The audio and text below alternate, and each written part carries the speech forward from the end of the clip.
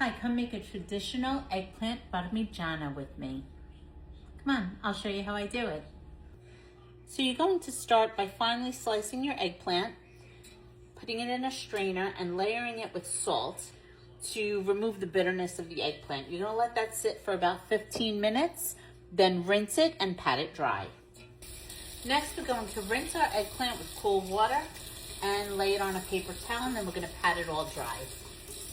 Our eggplant has all been laid out and patted dry, and now we're gonna get to flouring. Next, we will add some all-purpose flour to a bowl and season with salt and pepper.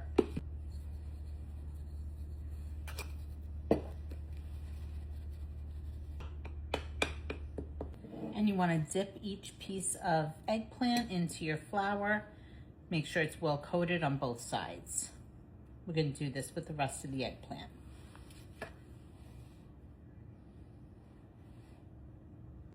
Now add a nice layer of oil to your frying pan. Now that our oil has heated up, we're gonna start to fry our eggplant. You can do this on low to medium heat because you wanna give it time to cook through. Cook it until it browns on one side, then turn it and cook the other side. Once your eggplant has color on both sides, you're gonna remove it from the heat and lay it on a paper towel just to drain the oil. And we'll do this with the rest of our eggplant. So once all of your eggplant is fried, you're gonna start by layering. You wanna start with the largest pieces on the bottom, put a layer of tomato sauce, a little bit of pecorino romano or Parmesan cheese.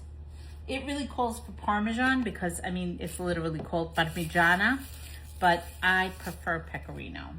Then I'm gonna put sliced mozzarella. You can use shredded mozzarella. And then another piece of eggplant on top, more tomato sauce, more grated cheese,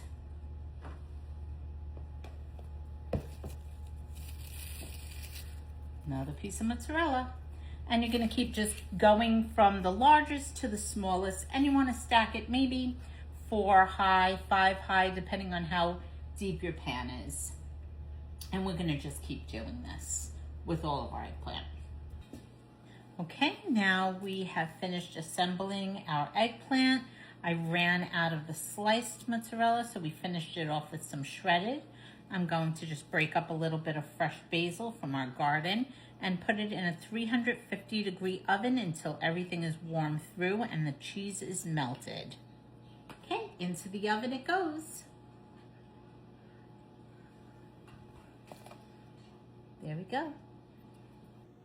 So our Parmigiana just came out of the oven and it looks and smells fabulous.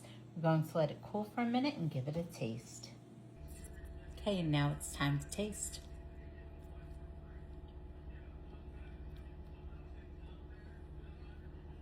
Delicious. Give it a try and enjoy.